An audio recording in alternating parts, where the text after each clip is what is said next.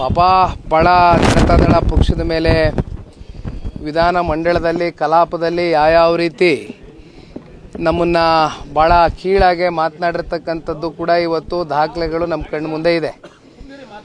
ಜನತಾದಳ ಪಕ್ಷ 18 ಸೀಟು ಮುಂದಕ್ಕೆ ಸಿಂಗಲ್ ಡಿಜಿಟಿಗೆ ಬಂದು ನಿಂತ್ಕೊಳ್ತದೆ, ಅಸ್ತಿತ್ವ ಇಲ್ಲ ಪ್ರಾದೇಶಿಕ ಪಕ್ಷಕ್ಕೆ ಅಂತ ಲೇವಡಿ ಮಾಡಿದಂಥವರು ಬಿಹಾರದ ಚುನಾವಣೆಯಲ್ಲಿ ಕಾಂಗ್ರೆಸ್ನ ಪರಿಸ್ಥಿತಿ ಯಾವ ಹಂತಕ್ಕೆ ಹೋಗಿದೆ ಅನ್ನೋದು ಅಲ್ಲಿನ ರಾಜ್ಯದ ಪ್ರಬುದ್ಧ ಜನತೆ ತೋರಿಸಿದ್ದಾರೆ. ಹಾಗಾಗಿ ಇನ್ನೊಂದು ಪಕ್ಷದ ಬಗ್ಗೆ ಈ ಥರ ಮಾತನಾಡ್ತಕ್ಕಂಥದ್ದನ್ನು ಬಿಟ್ಟು ಈಗೇನು ಪಾಪ ಈ ನವೆಂಬರ್ ಕ್ರಾಂತಿ ಅಂತೀರಿ, ಯಾರು ಮುಖ್ಯಮಂತ್ರಿ ಕುರ್ಚಿ ಆಸೆ ಇಟ್ಕೊಂಡವರು, ಅದು ಯಾರು ಮುಖ್ಯಮಂತ್ರಿಗಳು ಆ ಕುರ್ಚಿ ಬಿಟ್ಕೊಟ್ಟು ಇನ್ನೊಬ್ಬರು ಕೂರಿಸ್ತಾರೋ ಅಥವಾ ಯಾರು ಆ ಅಧ್ಯಕ್ಷ ಸ್ಥಾನದ ಒಂದು ಆಸೆಯಲ್ಲಿದ್ದಾರೋ ನನಗಂತೂ ಗೊತ್ತಿಲ್ಲ.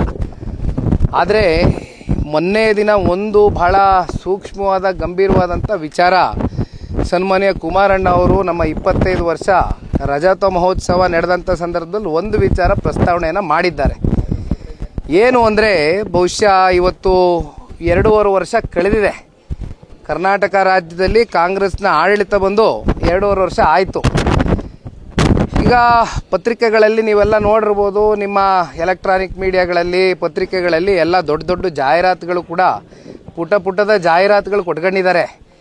ಆದರೆ ಒಂದು ಸರ್ಕಾರ ನಡೆಸ್ತಾ ಇರ್ತಕ್ಕಂಥ ಮಹನೀಯರಿಗೆ ಮುಖ್ಯಮಂತ್ರಿಗಳ ಆದಿಯಾಗಿ ನಾವು ಪ್ರಶ್ನೆ ಮಾಡ್ತಕ್ಕಂಥದ್ದಾದರೆ ಸನ್ಮಾನ್ಯ ಕುಮಾರಣ್ಣವರು ಒಂದು ಮಾತನ್ನು ಹೇಳಿದರು ಅಂತ ಈಗ ತಾನೇ ಹೇಳಿದೆ. ಅದು ಏನು ಅಂದರೆ, ಬಹುಶಃ ಕರ್ನಾಟಕ ರಾಜ್ಯದ ಇತಿಹಾಸದಲ್ಲಿ ಅತಿ ಹೆಚ್ಚು ಸಾಲವನ್ನು ಮಾಡಿರ್ತಕ್ಕಂಥ ಕೀರ್ತಿ ಯಾವುದಾದ್ರೂ ಒಂದು ಪಕ್ಷಕ್ಕೆ ಸರ್ಕಾರಕ್ಕೆ ಸಲ್ಲಬೇಕು ಅಂದರೆ ಅದು ಕಾಂಗ್ರೆಸ್ಸಿಗೆ ಸಲ್ಲಬೇಕು.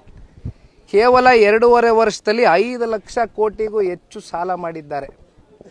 ಎಷ್ಟು? 5 ಲಕ್ಷ ಕೋಟಿ. ಇದು ಕಾಂಗ್ರೆಸ್ನ ಆಡಳಿತ. ಇವರು ಕೊಡ್ತಾ ಇರ್ತಕ್ಕಂಥ ಪಾಪ ಅದೆಂಥದ್ದು ಗ್ಯಾರಂಟಿ ಅಂತಾರೆ, 55,000 ಪ್ರತಿ ವರ್ಷ ಹೊಂದಿಸ್ಬೇಕು ಅಂತಾರೆ ಜನಕ್ಕೆ. ಒಂದು ಕಡೆ ಗ್ಯಾರಂಟಿ ಯೋಜನೆನ ಸಂಪೂರ್ಣಗೊಳಿಸ್ತಕ್ಕಂಥದ್ದು ತಿಂಗಳ ದುಡ್ಡು ಕೊಡ್ತೀನಿ ಅಂದರೂ ಕೊಡೋಕ್ಕಾಗಿಲ್ಲ ಇಲ್ಲಿವರೆಗೂ. ಕೇಳಿ, ಏನು ಬೇಡ ಆಫ್ ದ ರೆಕಾರ್ಡ್ ಹೆಣ್ಮಕ್ಳಿಗೆ ಹಳ್ಳಿಗೆ ಬಂದಿರ ನೀವೇ ಕೇಳಿ. ತಿಂಗಳ ಪಾಪ ನಾವೇನು ಹೇಳಲಿಲ್ಲ, ಕಾಂಗ್ರೆಸ್ನ ಆಡಳಿತ ಅವ್ರ ಪ್ರಣಾಳಿಕೆಯಲ್ಲಿ ಅವ್ರು ಹೇಳ್ದಂಥದ್ದು ಕೊಡೋಕ್ಕಾಗಿದೆಯಾ ಇಲ್ಲಿವರೆಗೂ? ಕೊನೆಗೆ ನೀವು 5,000 ರೂಪಾಯಿ ಅದೆಂಥದ್ದು 2,000 ಕೊಡ್ತೀನಿ, ಯುವನಿಧಿ ಕೊಡ್ತೀನಿ, ಇದು ಯಾವುದೋ bus free pass electricity free ಅಂತೆಲ್ಲ ಹೇಳ್ಕ ತಿರುಗ್ತೀರಿ. ಕೊನೆಗೆ ಇಲ್ಲಿ ಕೊಡೋವಂಥ ದುಡ್ಡನ್ನ 4 ತಿಂಗಳಿಗೋ 5 ತಿಂಗಳಿಗೋ ಚುನಾವಣೆ ಬಂದಾಗ ದುಡ್ಡನ್ನು ಬಿಡುಗಡೆ ಮಾಡ್ತೀರಿ. ಆದರೆ ಗಂಡ ಐಕ್ಲ ಮೇಲೆ ಅದನ್ನು ಯಾವ ರೀತಿ ಬಡ್ದು ಕಿತ್ಕೊತಾ ಇದ್ದೀರಿ, ಅದಕ್ಕೆ ಪರ್ಯಾಯವಾಗಿ ಅದಕ್ಕೆ ಉತ್ತರ ಕೊಡಬೇಕಲ್ವಾ? ಬೆಲೆಗಳು ಎಲ್ಲಿಗೆ ಹೋಗಿದೆ ಇವತ್ತು?